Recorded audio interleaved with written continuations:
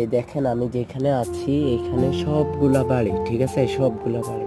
আর এই বাড়িগুলার মাঝে এখানে দেখেন 910, এই বাড়িতে এক মহিলা চকলেট বানাতে পারে। তো সে হাঙ্গারের সাথে কথা বলে ওই চকলেটগুলা অনলাইনে বিক্রি করে, ঠিক আছে। তো ওই চকলেটগুলো আমরা এখান থেকে আসি, নিয়ে যাই।